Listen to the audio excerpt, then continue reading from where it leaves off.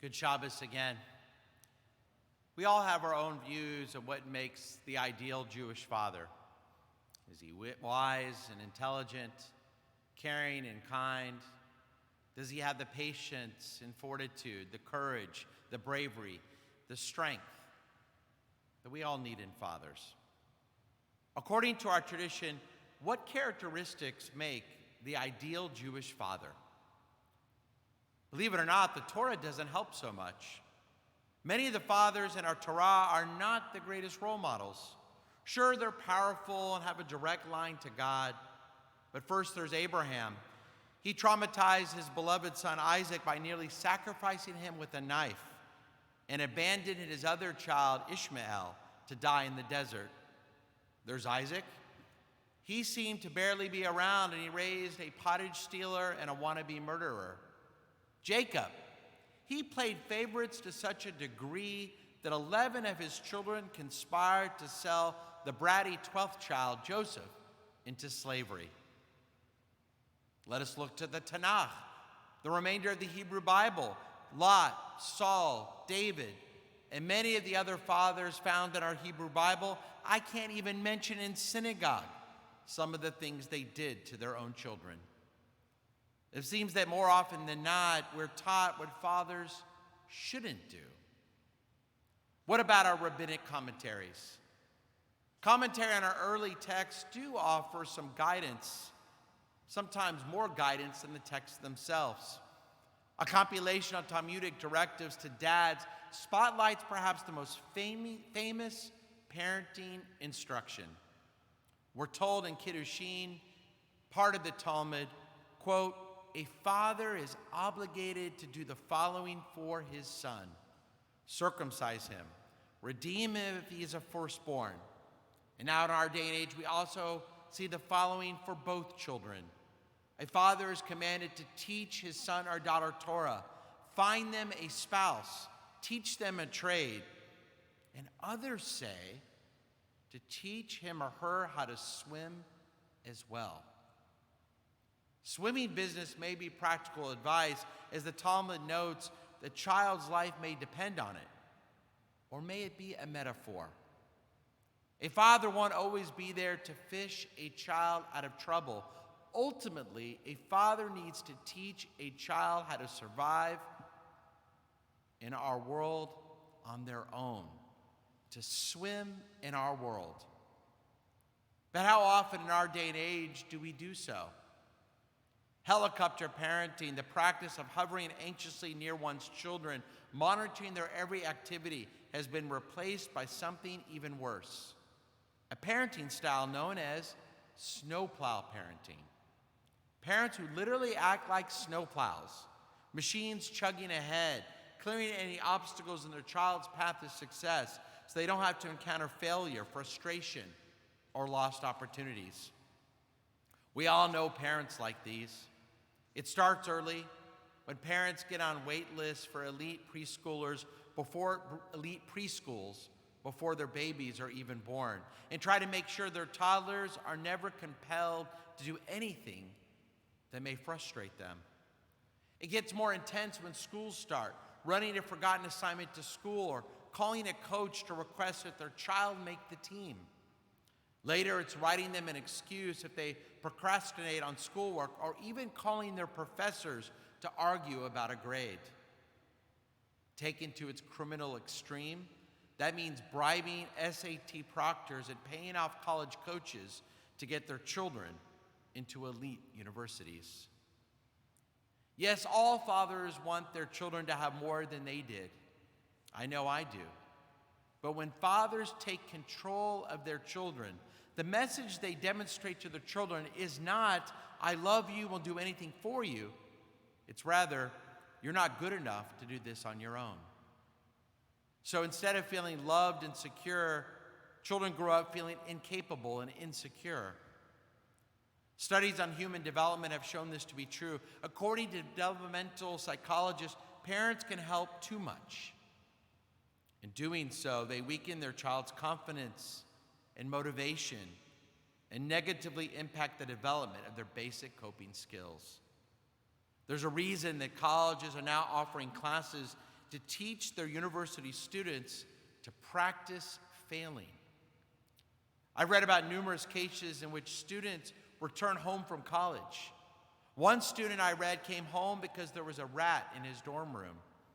Another student didn't like to eat food with sauce. Her whole life, her parents had helped her avoid sauce, calling friends before going to their houses for dinner. At college, she didn't know how to cope with the cafeteria options covered in sauce, so she actually came home from college. At one elite university, a mother once called the freshman dean to ask her to list the items in the school salad bar so she could choose what her daughter should eat for lunch. Another parent intervened over a video chat to resolve a dispute with a roommate over stolen peanut butter. One dean saw students rely on their parents to set up play dates with other people in their dorm, or saw other parents complain to their child's employers when an internship didn't lead to a job. Experts now say that snowplowing parenting is one of the primary reasons we're seeing too many young adults with record rates of anxiety and depression. One former dean at Stanford put it well when she wrote, "Snowplowing parents have it backward. The point is to prepare the kid for the road instead of preparing the road for the kid." Our ancient rabbis were ahead of their time. Can fathers today still teach their children how to swim in our world, to guide them to their wisdom and independent decision-making, especially as they get older? There's a great old Hasidic story about the Baal Shem Tov, known as the Besht. A father once came to the Besht complaining about his young adult son who had been forsaking his Judaism. The man asked the great rabbi, what should he do? The Besht replied, love him more.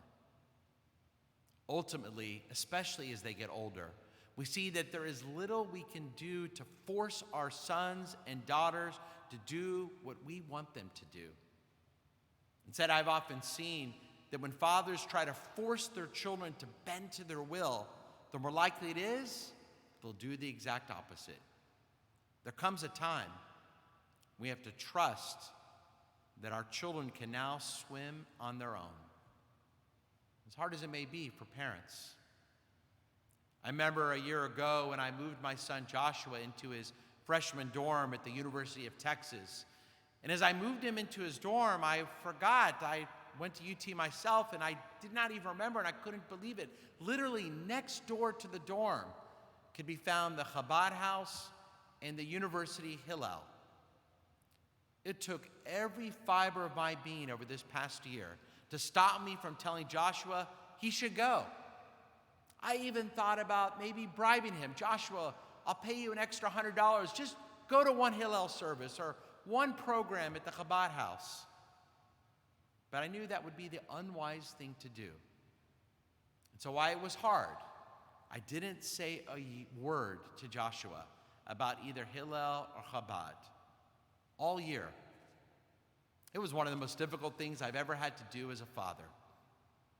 But maybe it worked out for the best, as I was pleasantly surprised when the name of the Chabad rabbi recently came up.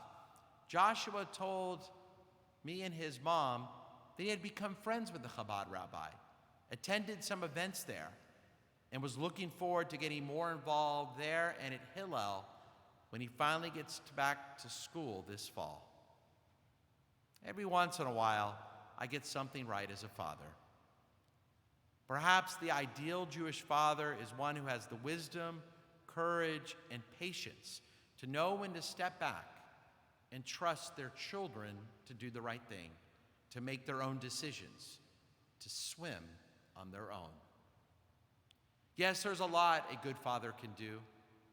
I know each of us could name additional elements that fathers can do and should do for their children.